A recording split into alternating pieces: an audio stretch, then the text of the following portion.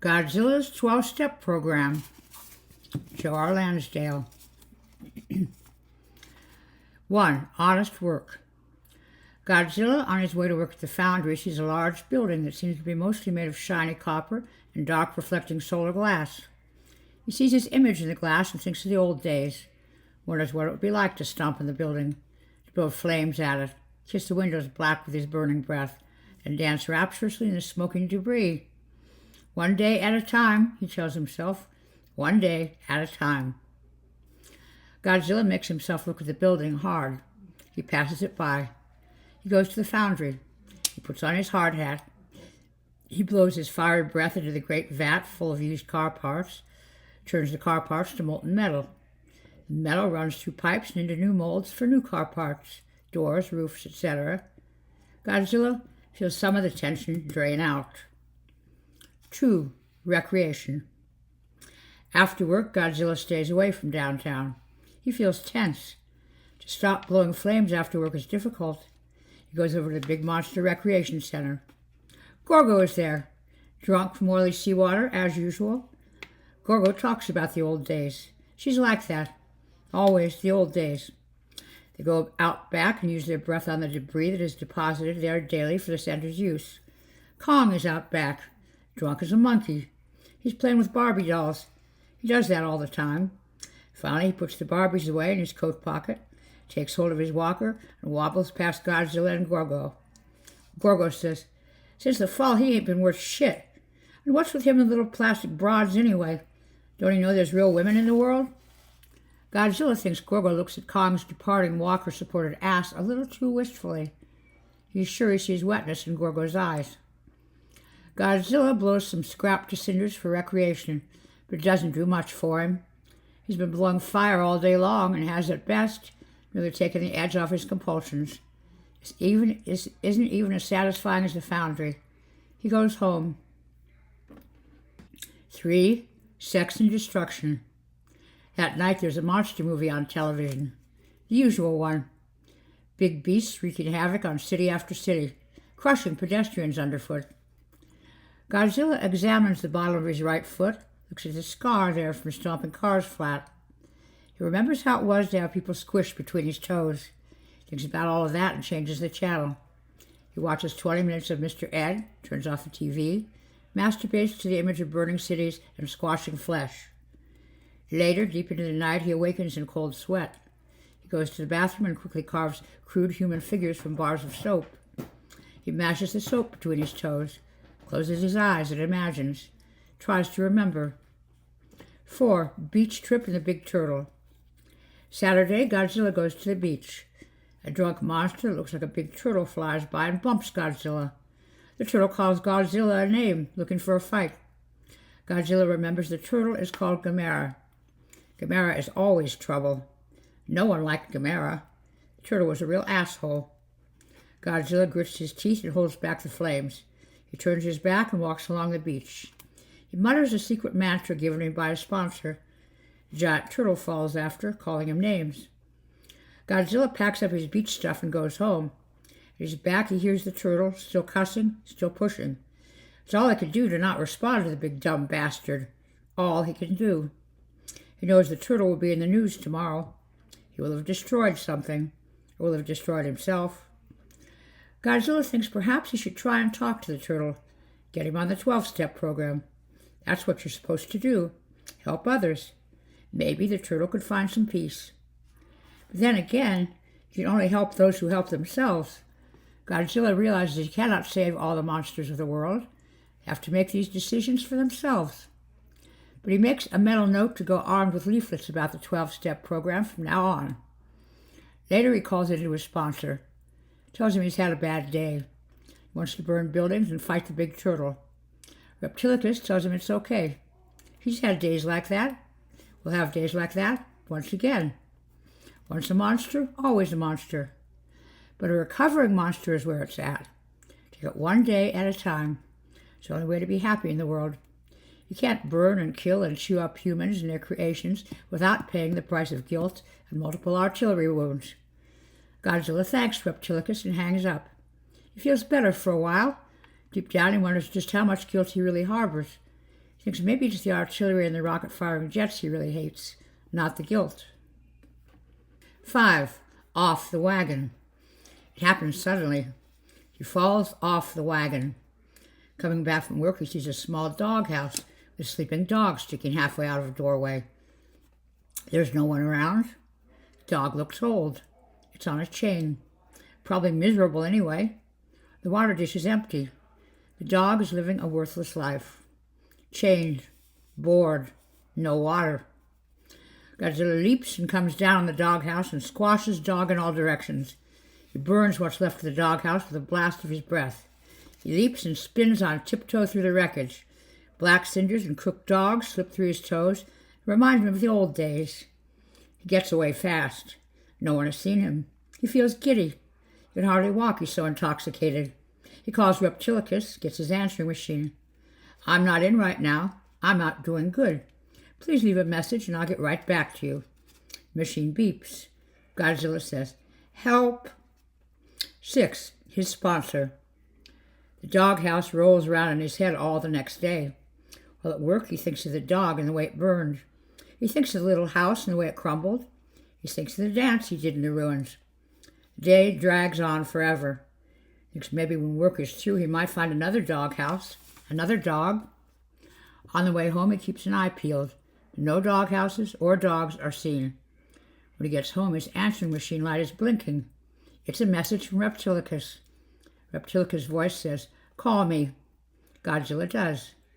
He says, Reptilicus, forgive me, for I have sinned. 7. Disillusioned, disappointed. Reptilicus' talk doesn't help much. Godzilla shreds all the 12-step program leaflets.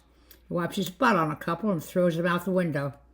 He puts the scraps of the others in the sink and sets them on fire with his breath.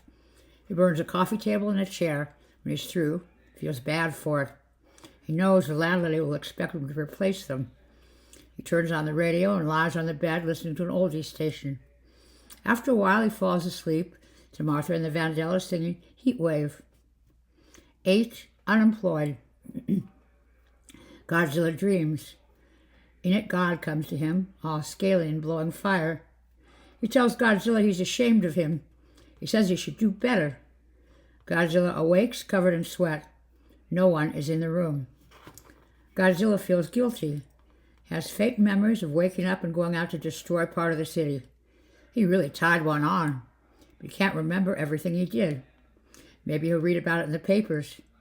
He notices he smells like charred lumber and melted plastic.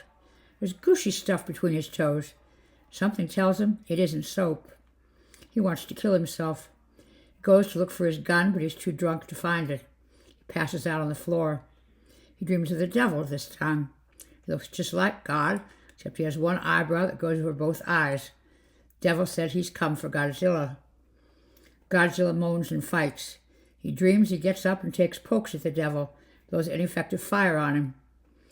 Godzilla rises late the next morning, hungover. He remembers the dream. He calls into work sick. Sleeps off most of the day. That evening, he reads about himself in the papers. He really did some damage. Smoked a large part of the city.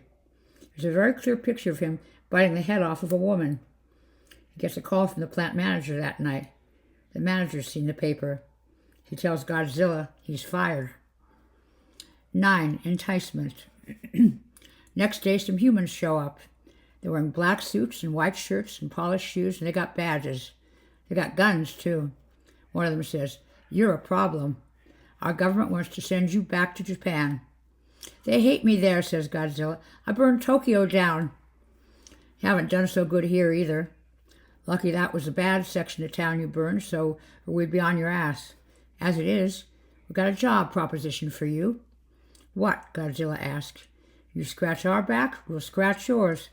Then the men tell him what they have in mind. 10. Choosing. Godzilla sleeps badly that night. He gets up and plays the Monster Mash on his little record player. He dances around the room as if he's enjoying himself, but knows he's not. He goes over to the big Monster Recreation Center.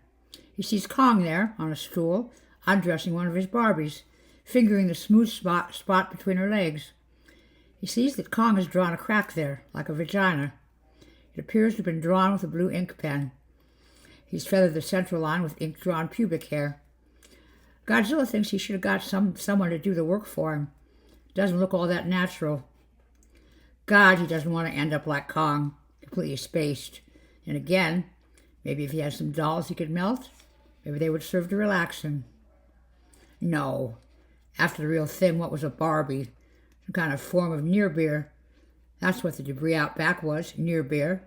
The foundry, the 12-step program, all of it, near-beer. 11, working for the government. Godzilla calls the government assholes. All right, he says, I'll do it. Good, says the government man. We thought you would. Check your mailbox. The map and instructions are there. Godzilla goes outside and looks in his box. There's a manila envelope there. Inside are instructions. They say, burn all the spots you see on the map. You finish those, we'll find others. No penalties. Just make sure no one escapes. Any rioting starts, you finish them. To the last man, woman, and child. Godzilla unfolds the map. On it are red marks. Above the red marks are listings. Chink Village, White Trash Enclave, a clutch of queers, mostly Democrats.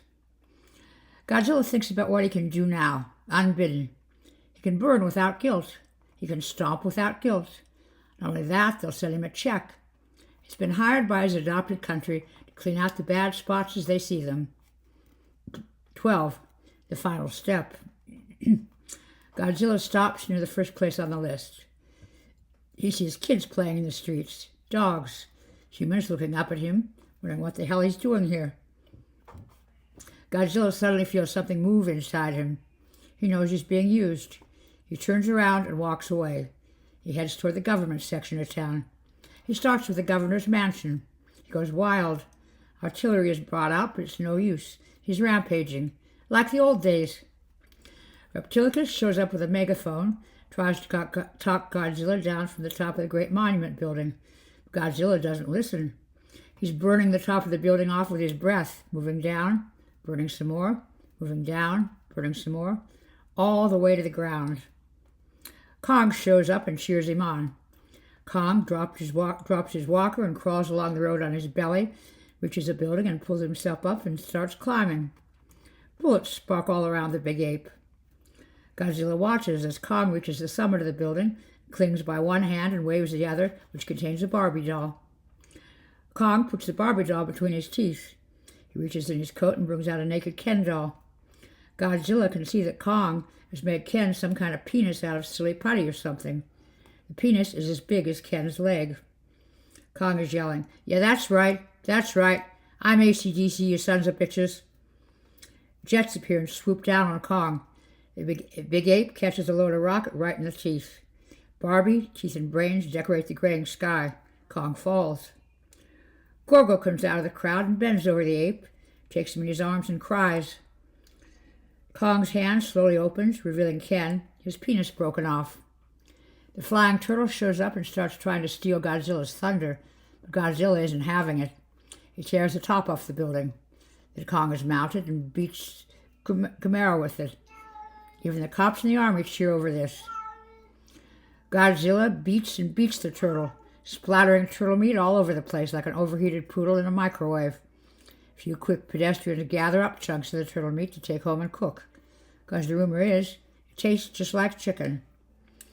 Godzilla takes a triple shot of rockets in the chest, staggers, goes down. Tanks gather around him. Godzilla opens his bloody mouth and laughs. He thinks, if I'd have gotten finished here, I'd have done the black people too. I'd have gotten the yellow people and the white trash and the homosexuals. I'm an equal opportunity destroyer. To hell with a 12-step program. To hell with humanity. Then Godzilla dies and makes a mess on the street. Military men tiptoe around the mess and hold their noses. Later, Gorgo claims Kong's body and leaves.